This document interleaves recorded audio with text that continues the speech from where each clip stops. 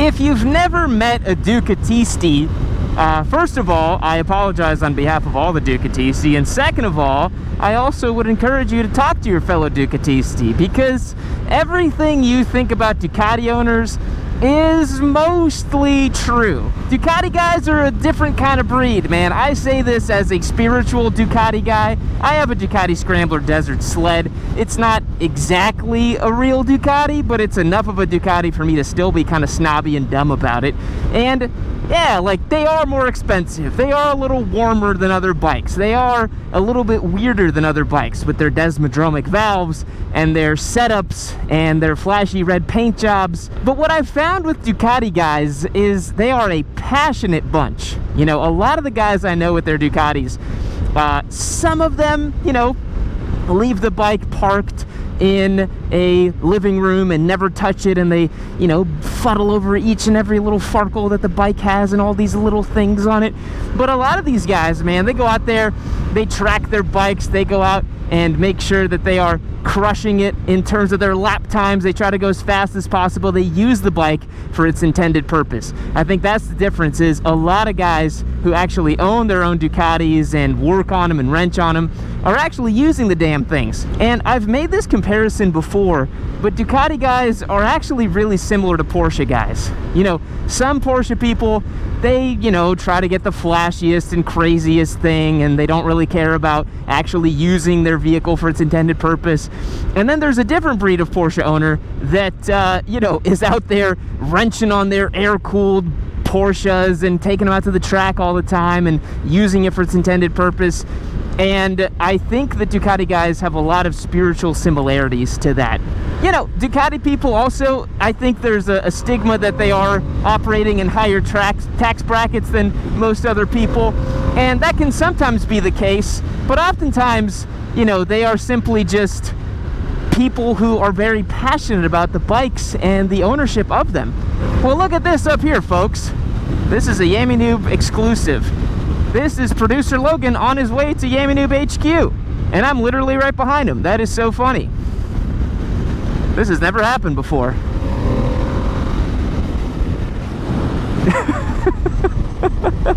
Gotta spook him a little bit. Let's see if he comes up and says hi. Here we go. Let's thread the needle with the 360. Good morning! I'm gonna race him. This was not planned, by the way, folks. This just like happened. This is really funny. I take a similar route to get to work.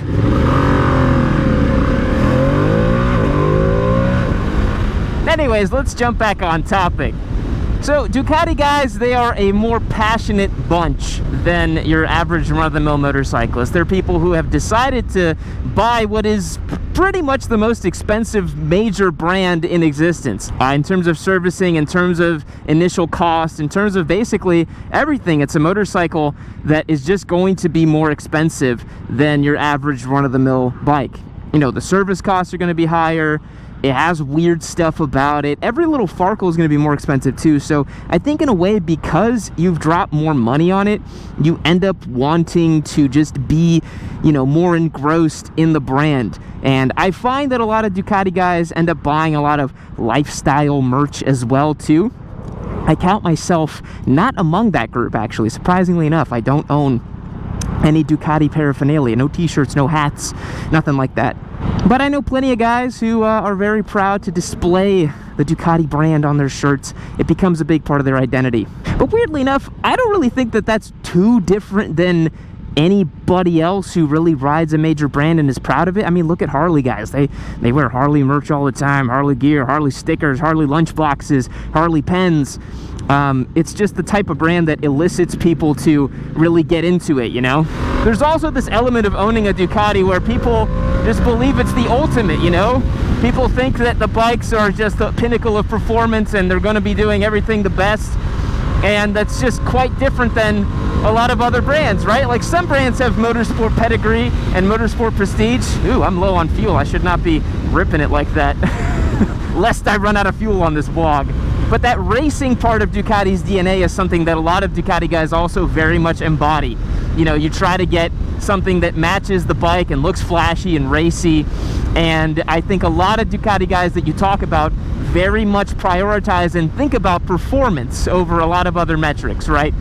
They are a breed of rider that absolutely cares about, you know, how much horsepower, how much torque, what's like, you know, the best part of this motorcycle, what can I get out of this thing, and they're willing to pay for it, right? And in recent years, it's hard to deny that these Ducati products are not the bleeding edge of performance. They are unbelievably good. And Ducati is one of the few brands that is still 100% race focused and basically selling bikes as a side project. You know, Ducati really is a racing company. They don't make that much money relative to, you know, like Honda, for example, or Yamaha or Kawasaki, and they are just unilaterally focused on racing. And the results show for themselves, right? The last 4 years in MotoGP have been a complete Ducati washout, man.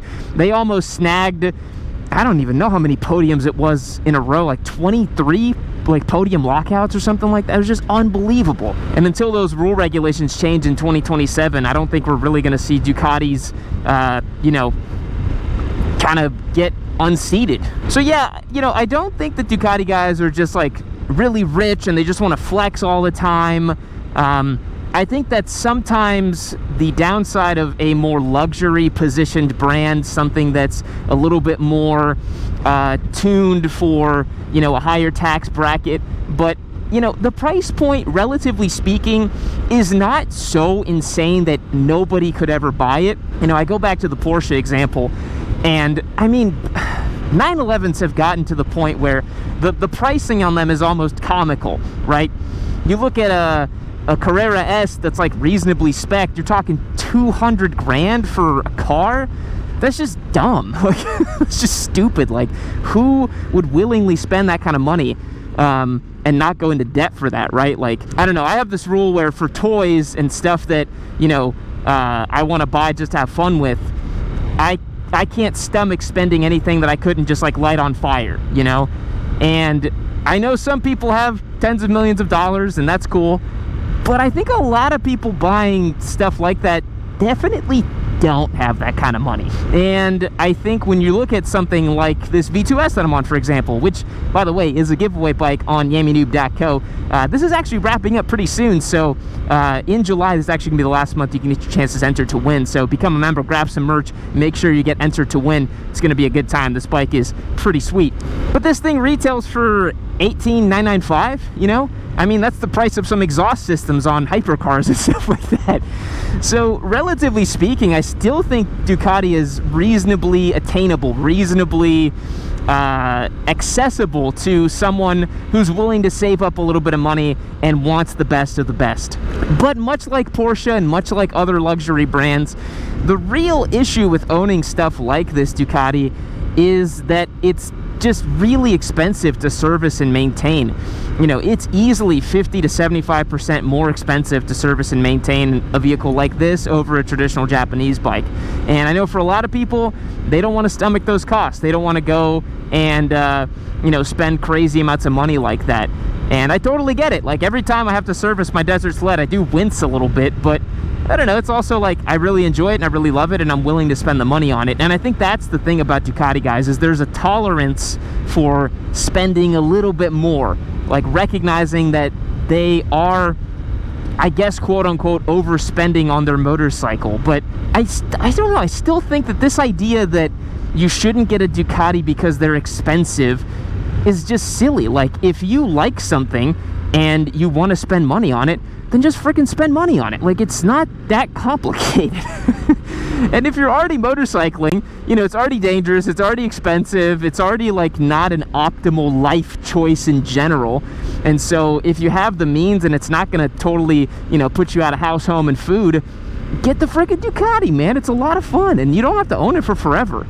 You could just have one for a couple of years and say that you enjoyed it and just have a lot of fun with it. You know, nothing wrong with that.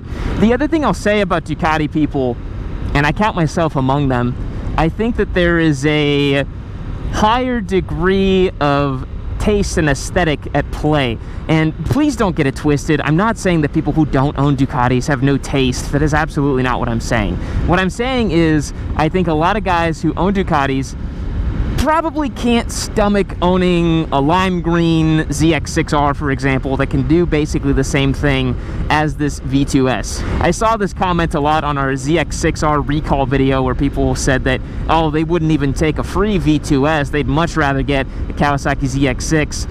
And I think the thing about it is your bike says a lot about you.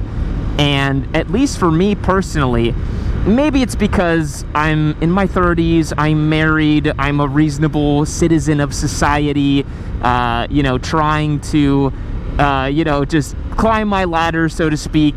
I don't think that a lime green Kawasaki ZX6R projects the correct image to the world of who I am. And it's perhaps not something I'd want to be seen on. And that's really important, right? Like, people buy cars for that specific reason. They want it to say something about them. And I think that a lot of motorcyclists get in this weird trap of like, oh, I'm gonna like optimize my motorcycle choice and I'm so much smarter for getting something cheaper. But again, your bike says a lot about you. You know, if I were to meet somebody and say that I'm a motorcyclist, if they ask or whatever, and if they ask, oh, what kind of bike do you own, and I show them a photo of it, I personally wouldn't want it to be a lime green Kawasaki. That's just me. That's just my own taste. If it is going to be a sport bike, I'd much rather be something that looks beautiful, something that is sophisticated, refined, something that has a little bit more, you know, class to it, let's say. And so I think that is certainly an animating factor for Ducati owners. They want a bike that has a certain look and feel to it. I think it's a big reason why people end up with MV Agustas, honestly. They're just so stunning to look at. And, you know, whether people admit it or not, people buy bikes simply because of the way they look, because of the emotion they evoke. And Italian bikes evoke a lot of emotion, and they're very nice to look at. Very nice to look at. So I hope in today's video you learned a little bit about Ducati, guys, that we're not all total snobs. We're not just guys that are looking for flex offender vehicles, and certainly not all of us park our motorcycles in the living room as little queens and never ride them. My Scrambler is a beat-up piece of crap, and I've taken every Ducati I've ever owned out to the track and seen what it can do. And I hope that other Ducatistas are out there waving the flag and showing people that they're really no different than any other motorcyclist. They maybe just have a slightly larger checkbook and they're willing to have some fun with it. And I think if we're going to be honest, a lot of those guys that buy ZX6s and say that they're so much better than V2s, maybe it's like, if you didn't have as much of an issue with money, maybe you would get the Ducati, right? Like, if it was totally disposable to look at 20 grand and light it on fire for you, would you really do it for a ZX6 or would you do it for a Panigale? I don't know. I'd probably do a Panigale if it didn't mean anything to me. Well, let me know what you guys think down below. Thanks so much for joining along in today's video. I hope you had some fun. And big shout out to producer Logan, who has joined me on today's ride, silently riding in the background, supporting the show and doing what he can, and enjoying his life with me here on Yami Noob. I'll catch you guys in the next one. See you later. Keep watching Yami Noob.